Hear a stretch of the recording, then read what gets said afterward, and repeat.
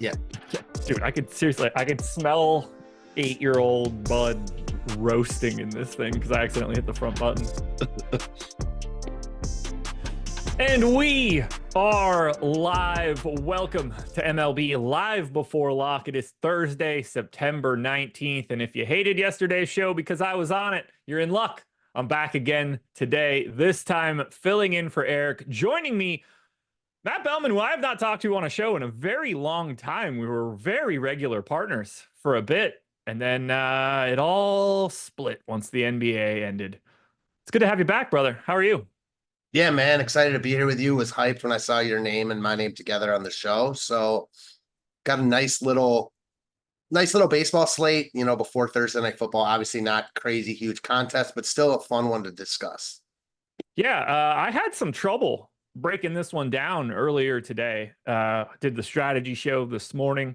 We do the second half of the strategy show is usually a pretty big lap through building lineups in our single lineup sim. And normally I consider myself the czar of the single lineup sim. I'm the best person to use it. I get the best ROIs. Might sound like someone you guys know the way that I'm describing myself, but it's true. It's just absolutely true. Today, not so much. The czar was having some struggles. Hard to really pull away from the pack. A lot of pitching that looks very similar depending on where you're at in the salary tier. Someone like Javier Assad might actually be my favorite pitcher today. That should not be a sentence I say when there's 6 games. And then hitting is hitting today. There are spots where pitchers are grabbing 20% ownership on the opposite side, and you have a couple different options in that vein, whether you want to go to the Red Sox, the Phillies, the Pirates, the Nats. Do you want to get weird and stack against Yusei Kikuchi's 50% ownership? We're going to talk about all of it. We're going to start on the pitching side. So Yusei Kikuchi is the highest owned guy, and it is not close. 50% owned. Most expensive guy on the slate at 9,900. The Angels have the lowest implied total by almost a full run. They're just on a completely different wavelength. So I'm going to start with Kikuchi. How does he feel to you today? And how are you feeling about his ownership? My bad. I don't like the ownership, but it's hard to find someone that has his floor ceiling combination, I guess, in this spot. Yeah.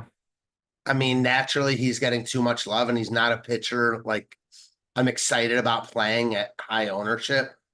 He's also like not a pitcher I will totally avoid at high ownership. He's not an ace, but he's a good to very good DFS pitcher. He's certainly been very good since he arrived in Houston. Yeah. I don't know. On DK where you have to use 2 pitchers, like I certainly get not playing him. But on paper, he looks like the best option and shouldn't really be too hard to fit him in. So I don't love it, but I get it. And when I say I don't love it, it's more just like that I don't really have 2 other pitchers I feel great about.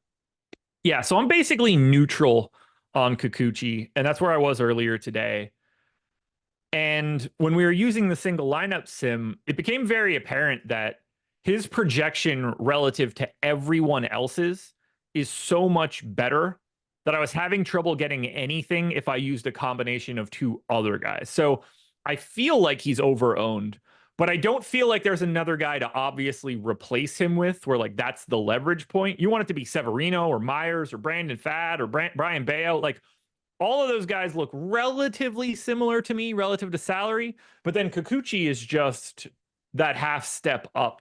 And I'm really having trouble finding ways to half of my lineups are going to not have him, but I'm finding trouble getting to him as aggressively as I expected to get to him. I think a little bit is the ownership, the fact that I think that he's a bit over-owned. And I think that's what's causing me to get some of the Angels as well, which is something that we could talk about in the future. But if we're talking about like needing to roster somebody for cash or who is the best pitcher today, I think it's hard to say anybody other than Kikuchi. Yeah, I don't really think that's a question. I think as far as you framed that specific question, it's definitely Kikuchi. So then the next question is the one that really matters. 20% ownership to Brandon Pfaadt. 20% ownership to Brian Bayo, 20% ownership to Eric Fede, 20% ownership to Javier Assad. Call it 15 for Littell and Severino. Who's your second guy? It's funny. It's almost like the better the pitcher is in this range, the worse his matchup is. That's why all these guys look like almost identical. Yeah. I like Washington on the other side a lot as a stack, but on DK at that price point, hard for me not to say Assad. Yeah, he's just so much cheaper than the others. Like on FanDuel, where he's a little more expensive, and just from a raw points perspective, I like Fott. I don't think I like him $2,400 more though. So I think Assad there. How about you? The answer would be Javier Assad. He is in 60% of my lineups right now, more than Yusei Kikuchi. It's a price thing. He's 6,300. The Nats aren't great. 4.1 run implied total for the Nats is not anything you're super worried about. Park helps a little bit, helps to negate some of that lefty power, which, for Assad, whether that's CJ Abrams or James Wood or, I don't want to say Tanya, but at least he's hitting from the left side. Keibert Ruiz. I'm not going to say Darren Baker because he projects with a 0.70 ISO via steamer. So we're not going to worry about him for power. That dude is sure as shit homering now. I think Javier Assad is just simply too cheap. And it's not even just my projections. Like I have him 19% to be a top 2 pitcher. Stochastic has it at 17. I mean, we're basically saying 18. Like that is the number. So I don't feel like I'm off in any way. I think he's just simply the easiest guy to get to. And I do think that Kikuchi Assad combo is going to probably be like the preferred combo in terms of just you're paying up for Kikuchi, you're saving salary for Assad, and then you're really not spending all that much at pitching with the two of them. Yeah, for sure. The only thing I'll say is there isn't really like expensive offenses that you need to prioritize here. Yeah. Houston, sure, but like they have cheap guys, especially with no Altuve. So I think that's why we're not seeing even more ownership on Assad because you just don't need it. But I'm with you. Like, I don't think any of these guys are in particularly great spots and or aren't great pitchers. And Assad is by far the cheapest. Like, he's too cheap. He shouldn't be cheaper than Corbin and Taiwan Walker. Like, there's just no reason for that. I like Washington on the other side, and it's a classic. I like both a lot in tournaments. If I were multi-entering, I'd be way over on Assad and way over on Washington, to be perfectly honest. I am way over on Assad and neutral to Washington. I have about 8%. Most of it is Abrams. You're so Chaparro, over Tanya. Assad that it's hard to have the over on Washington. I could only get to so much more of the Nats when 30, only like Assad's in 60% of my, like I only have so many more lineups to get to the Nats. So even getting to 7% is honestly a pretty decent chunk. How do we sift the rest of these guys out? I have one of them more than I have everybody else, and that's Zach Littell at 7,400, which is sort of just like another version of Assad, the pay down option instead of the pay up option. Because I'm under on Severino, I'm way under on Bayo, pretty neutral on Brandon Pfaadt, light on Tobias Myers, but Tobias Myers is also the lightest owned guy there. So like, where do you land on Littell, or do you want to go up to the top? I also have basically 0 Eric Fede. Forgot to mention him. He's 20% owned. He's in 2 of my lineups. Yeah, I'm kind of with you on Fede, and I'm with you on Severino. Littell looks like, I don't know, very similar to the other guys, but he's also cheaper than Bayo and Pfaadt, et cetera. Again, I like Pfaadt, and if I'm not playing Kikuchi, I would definitely play Pfaadt. Playing them together might be a little bit tricky, and I don't think Pfaadt is like a necessity. So I'll go Assad, Pfaadt, then Littell, because I don't like any of these guys really, and Littell's the cheapest of the bunch. I looked at my 3rd ranked lineup. That happens to be a Kikuchi Littell lineup, and it's Washington Nats stack, along with some of the better pieces of the Arizona Diamondbacks, in particular Corbin Carroll, who at least this morning I thought was the best available hitter on today's slate, and that has not changed in any way, lapping the field as far as I'm concerned. So Luis Ortiz to me is a no. Taiwan Walker's a no. Jose Suarez is a no. Pat Corbin is mostly a no. I think the guy that we should talk about is Fede, considering he's pulling 20% ownership. I think Littell looks better than Fede. I also happen to be stacking the Pirates pretty aggressively. So are you more of a Fede guy or more of a Pirates guy? Definitely more of a Pirates guy, 100% Okay. here, especially with the ownership that he's getting. Again, I'm playing minimal lineup, so I don't know if I'll get to the Pirates, but I know I will not get to Fede. So, yeah, definitely Team Pirates over Team Fede here. I just think Fede's Okay. overowned, and Yeah. there's really no reason he is. No, I'm honestly like really curious about it. Like the price tag is good, but And the matchup. it like obviously the Red Sox offense is better than the Pirates offense. I think we can very easily agree there. But their implied totals today are the same, or at least essentially the same to me. And I think that's a little interesting. That the kind of, the downside to facing the Red Sox, like I get it. Um, and I'm getting a little bit of the Red Sox too on the opposite side of the Littell ownership I have. So it seems like I'm just stacking against all of the pitchers that I'm actually taking. So that should be a real fun dynamic as I sit back and watch some of this baseball stuff. But the way that I see it, my three guys are Kikuchi, Littell, and Assad. At least there's no late game, so we'll know our fate and we'll go to bed as losers early instead of that hope that Yes. you know how it It's goes. always better to go to bed as a loser than wake up finding out you're a loser, you know? Yeah, I think. I don't know, but I think. Yeah, I'm with you here. Like, you're making a huge stand on Assad, which I respect. I mean, I don't think any of these guys look particularly good. That's why Kikuchi's getting so much ownership. And yeah, he's over-owned, but as often is said, like, you're not looking to build the optimal lineup in baseball. If Kikuchi, I don't think this slate is going to be won with pitching. I'll just say that. If it is, it's going to be won by garbage, is my guess. You get that like Pat Corbin setting the clock back start. You might. And that could always happen. It's baseball. Random shit Yeah. happens. But like on paper, I don't think any of these guys, besides Kikuchi, looks particularly good. Yeah, I think we're on the exact same page. I don't really have anything else to add here on the pitching side. Chat, you guys are here. Although it's pretty much just Charles Moran talking to the Stream Element spot. That's fine. Maybe the Stream Element spot has some thoughts. But are there any pitchers that we haven't talked about that you would like us to talk about a little bit more? Somebody you guys had your eye on? I think we've kind of covered everybody. It's not really that kind of slate, it seems. So I'll give chat I feel like you're just a couple seconds. I feel like you're just picking and praying. It's Yeah. that type of slate. Yeah.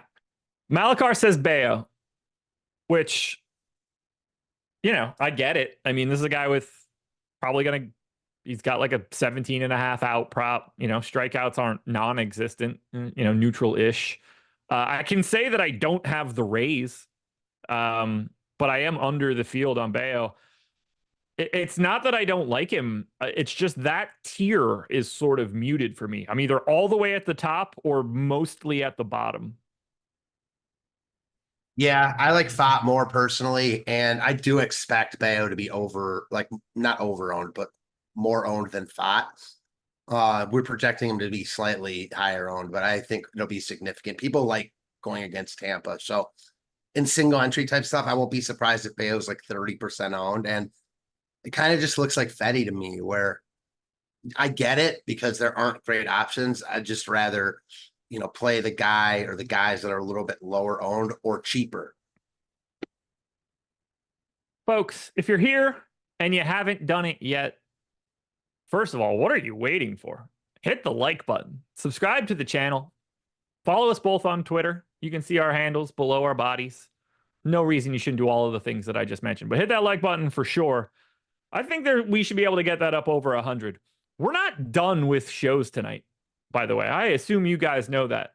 But if you're NFL fans, you are in luck. 7:15 Eastern time, I believe. Jordan will correct me if I'm wrong and not say anything if I'm right. 7:15 Eastern time, you guys get NFL Live before lock. Laffy and Greg breaking down tonight's Thursday night football game. We're already on to week 3 in the NFL. Before you know it, it'll be over and I will be happy again. Because at that point in time, I'll be like 3 months into the NBA season and life will be great because this is going to be a fantastic NBA season. I'll see you guys in a couple weeks for that. For now, we need to talk stacks. I'm going to throw it to you for who is your primary stack. We've got the Astros number one in top stack for me. I'm going to hop to the stochastic table and make sure that I get the right answer for everybody else. Astros 1, Cubs 2, Diamondbacks 3. Is your team in that group or you like somebody else? Those 3 are the top 3 stacks on the board. My favorite stack is Washington, though. Playing off the Assad ownership, I don't think he's good. Like, no, I like him because he's cheap, but I don't think he's particularly good. And he's another guy. I expect his ownership to only rise as the slate approaches. He's so cheap, and there are like expensive bats to pick off, especially if you play Kikuchi, who's pricey. Like, I think he's just going to get too much ownership, even though I think he's the best of the bunch. I like the way the top of the Washington lineup sets up. They're expensive, so it's almost like a spend up to be contrarian type of stack.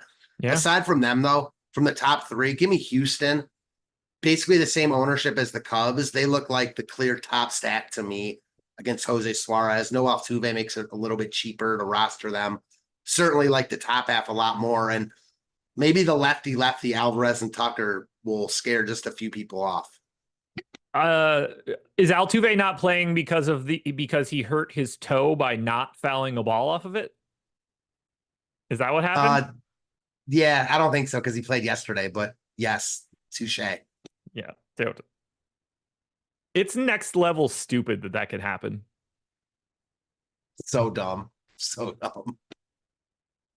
To get the gate for that and be right is these umpires, man. I hate them. Yeah, it's so same. stupid.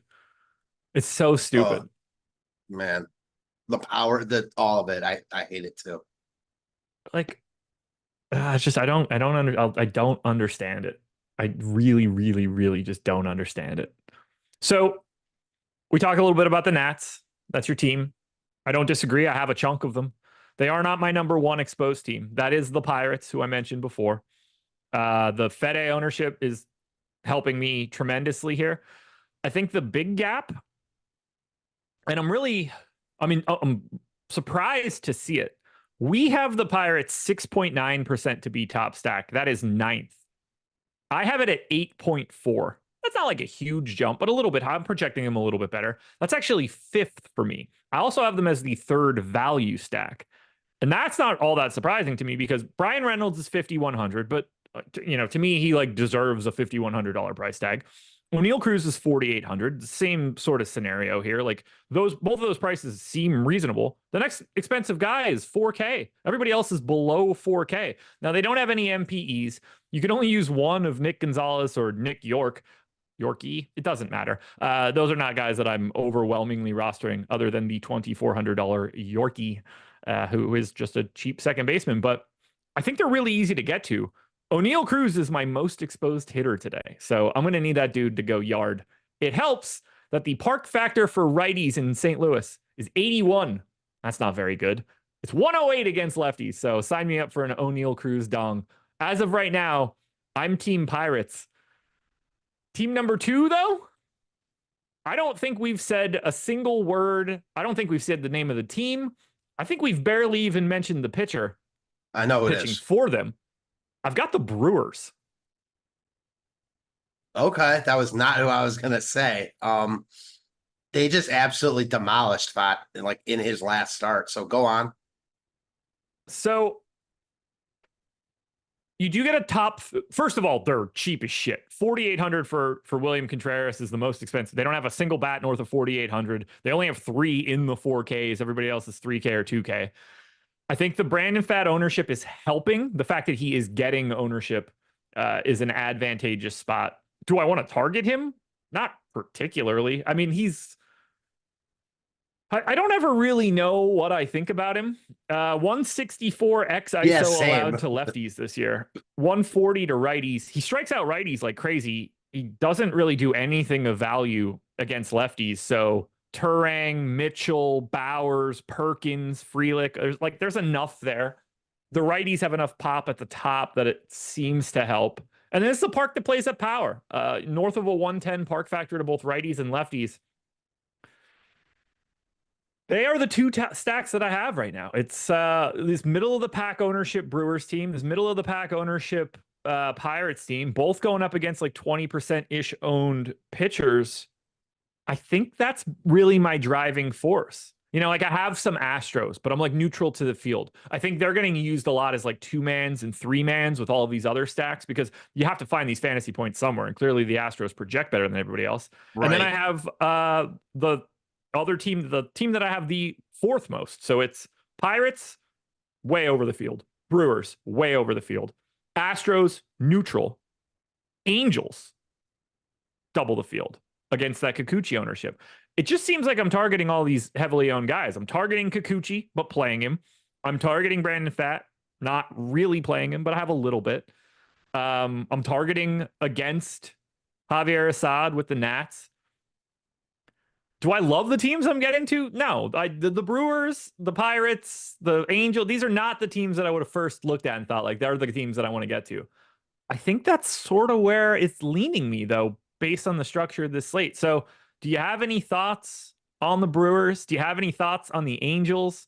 Where do you want to get weird here? I like this slate, but man, I feel like it's hard. Yeah, same. I think that the Angels offer the clearest leverage. Like, I don't even think that's close. Yeah. And Kikuchi's like he's not usually a guy I go out of my way to pick on, but yeah, he's not a guy like I'm afraid to pick on either. Like in situations like this, you know, obviously I wish the Angels were a little bit better, but that's part of the reason Kikuchi's going to be so highly owned. After that, it almost feels like the type of slate where like, I really wish I knew where ownership a pitcher was going to land because all these teams look so similar. You mentioned the Pirates. I think they look so similar to Washington. It's hard for me to really, you know, distinguish between the two. Yeah. I think where I thought you were going to go when you said a team that we haven't talked about them or the pitching was honestly both sides of the Mets-Philly game. I know that the wind's blowing in a little bit, but man, Taijuan Walker just sucks. And the Phillies are the Phillies. So I think that's kind of like as far as where I'm thinking is going to be really low owned. But all these stacks look so similar to me. It's hard to separate them. I have one hitter in the Mets-Phillies game right now, and that's Pete Alonso. I do have some interest in both sides of this one for sure, because one, Taijuan Walker is ass. So that's like very appealing to me for the Mets. They are running out. Yeah, he's not very good. And they're not that hard to get to. Like, they're not super expensive. Like Alonso's the most expensive guy in that lineup at 4,900. I don't know. I think honestly, the reason that I'm not getting to the Mets is because Taijuan Walker is not owned. Yeah, that could easily be it. Also, again, like I mentioned, bad hitting weather there. So yeah, maybe, you know, the tools are accounting for that. Sure. Yeah, the other team that we've kind of mentioned in passing, it's going to be, in my opinion, the highest owned team on the slate is the Cubs. Yeah, I'm very light. It's hard for me to get to them over Houston when I think Houston looks better and will be similarly, if not lower owned. But I am worried about not having the Cubs. I don't like the top of the order for stacking. Outfield, short, outfield. They're all like relatively expensive as well for a 6-game slate. You know, I'm around the field on Hap. I've got some Swanson. I've got some Suzuki. Like, those guys look good. I do find them mildly difficult to stack. They're actually, so like the Rays, the Mets, and the Phillies, I basically just don't have them. The only guy that I have of those three teams that I just mentioned are those shares of Pete Alonso. The Cubs are my next lowest team at 4%, and they're currently projecting north of 13. So this is my big fade for today, is avoiding the Cubs. I need these guys to not be the team. And that, I don't feel confident. Same, but that's where, like, I think Corbin is actually like in play. Not playing the Cubs. Like, again, on a lot of slates, I wouldn't even think about going there because there's plenty of scenarios where the Cubs aren't great and Corbin's not great. That's often is the case. But on a slate like this, at his price point and considering the other pitchers around him, if the Cubs aren't good, I struggle to see Corbin at least not being relevant. You know what I'm saying? Yeah. Yeah. And especially on these like 6-game slates where I do start to feel like if this is like an 11 or 12 game slate, like you can get both sides of it to not be that interesting. Like the Cubs just don't become Yes. that stack, and then the pitcher's still also nothing. Honestly, like when you're shrinking the slate, you kind of get into these situations where like, well, if the Cubs aren't very good as a stack, it kind of means that Corbin was better than you were expecting, usually, because you just have less options to choose from at pitching. So that Right. correlation becomes a little bit more interesting on a day like today, which then allows you to get to Pat Corbin on a day where you might not want to, which is pretty much every day for me. But I really wouldn't mind having a little bit more than I do. My only problem there is that I just have Zach Littell projected for so many more fantasy points than Corbin that I'm not having to get it. That's the other side of it. Like, you don't have to play Corbin just because you're not playing the Cubs. Maybe just not playing the Cubs is enough, you know? Right. Right. I mean, look, they're carrying 14% ownership today. That's a pretty healthy amount. Just not having the Cubs is probably enough to really change up your day. Yeah, I agree. Because even though we don't expect there to be good pitching performances on this slate, doesn't mean there won't be. And yeah, I don't know. It could be Corbin, sure, but unlikely. Yeah, like based on my data, you're looking for north of 20 fantasy points at pitcher today. Yesterday it was like 29, and we ended up seeing like 6 dudes go for 30 plus. It was an insane pitching day yesterday. You get north of 20 and you've booked a pretty good outcome almost no matter who you take. Like even if you get 22 out of Kikuchi, you're happy. You're happy today. If Kikuchi doesn't get 20, which isn't a guarantee at all in my mind, I don't know if I'm not going to be shocked if no one gets 20. Again, 5 guys could get 20 because that's how baseball plays out. But I don't think it's crazy to expect like 18 to be the high score on this slate. No, I have Kikuchi 32% to get to 22. So there you go. 67% of the time, he's probably, he's going to be coming in. Well, call it 50% of the time he's coming in sub 20.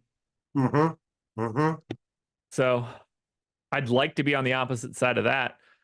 You mentioned the Phillies before when we were talking Mets Phillies. It's another team where like I really wouldn't mind having Schwarber or Harper or honestly like just about anything. It was one of the top 4 offense, whether you think it's the Red Sox, the Diamondbacks, the Phillies, or the Astros today, as in terms of like raw talent.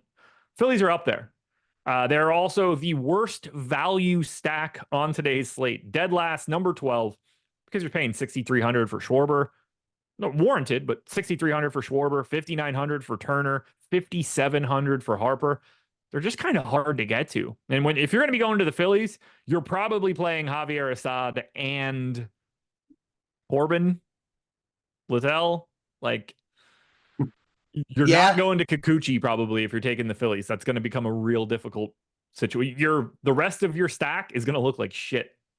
Unless you're playing like the Darren Bakers of the world. The only thing I'll say about that I disagree with, and this wasn't your point, but I think it's pretty clear for me, head and shoulders, Philly is the best offensive, like raw talent offense on the board. So like that's the case for getting there. There's no Dodgers, there's no Yankees here. Like, sure, have some of these guys had a little bit worse seasons than we're accustomed to, maybe, but their lineup, like 1 through 7 healthy, is about as good as it gets outside again from like the Dodgers and Yankees. Yeah, and like, the Astros don't have Altuve today. That's a huge gap in their lineup where that looks a little bit different. Because the bottom of their lineup these days is a little bit iffy, and Altuve is Altuve, so take him out was part of that. Yeah, for sure. Yeah, I don't have any disagreement with you. Like, I have all 4 of these teams within 5,000th of a WOBA point. So like I don't really have a dog in the fight for it, but I have no problem saying that it's Philly. Arizona is right there too. No, you're right. You know what? I'm going to take a step back because I think they're all very close. Yeah. I think the slate depends on what it is. Like by not having Altuve, you take the Astros out of that conversation for the day. I just finished my final sim. I have no idea what's in it other than I don't think that it changed all that much. Nothing happened from the time that I ran my first till the time that I ran my second. It has changed though. The Washington Nationals are now the team showing up for me more than anything else. Interesting. So I wonder how much aside you're getting now. Wild changes to everything here.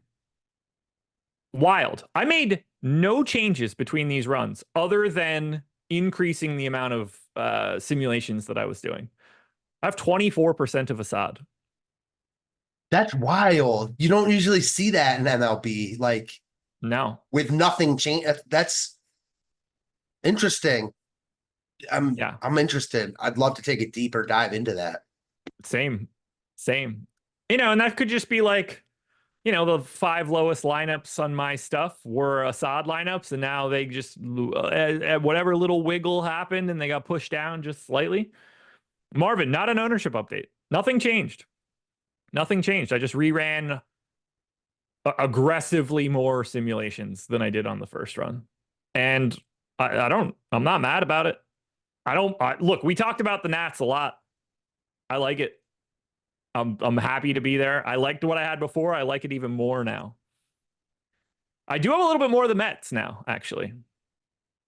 I actually have shares of the Mets, Phillies, and Rays in comparison to where I was before. For the Mets, it's really just Iglesias, Nimmo, Vientos, and Alonso. Looks like I have one Phillies 4-man of Schwarber, Harper, Bohm, Stott. I like this slate a lot. I think it's wide open.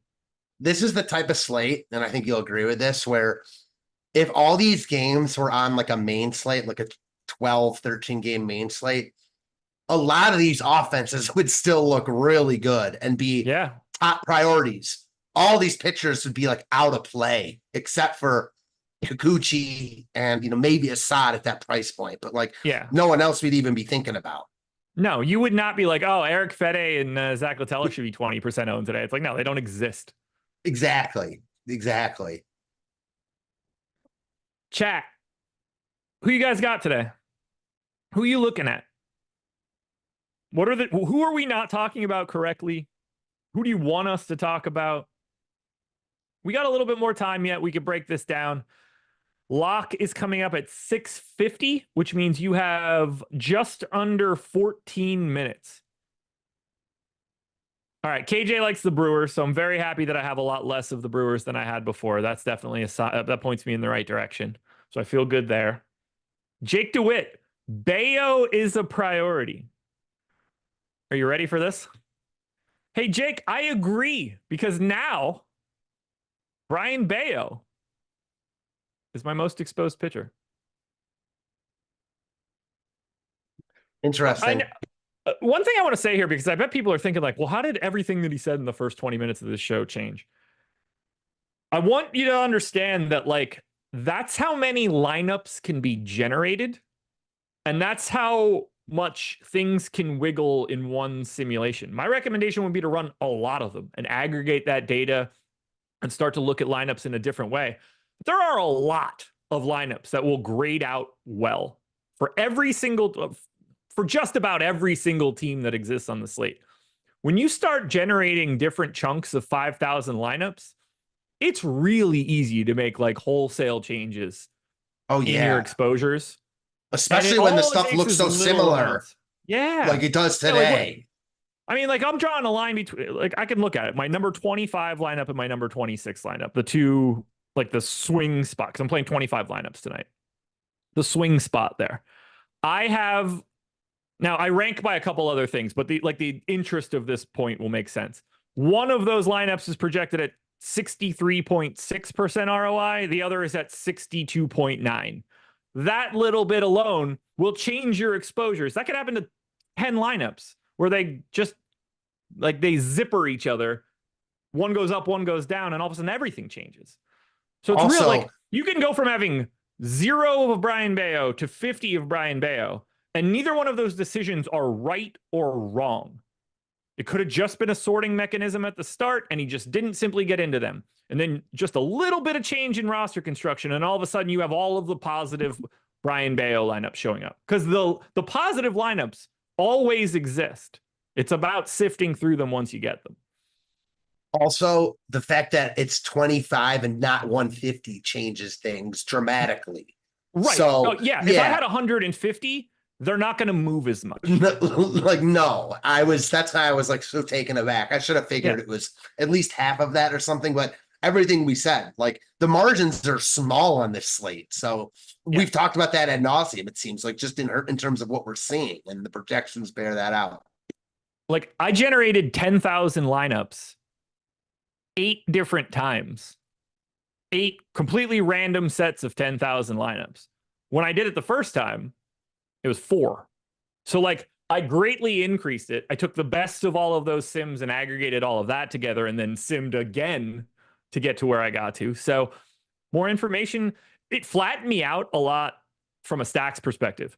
Red Sox, Brewers, Cardinals, Cubs, Astros, and Angels are all basically like right on 10%. So I do kind of agree with you. Oh, sorry, go ahead.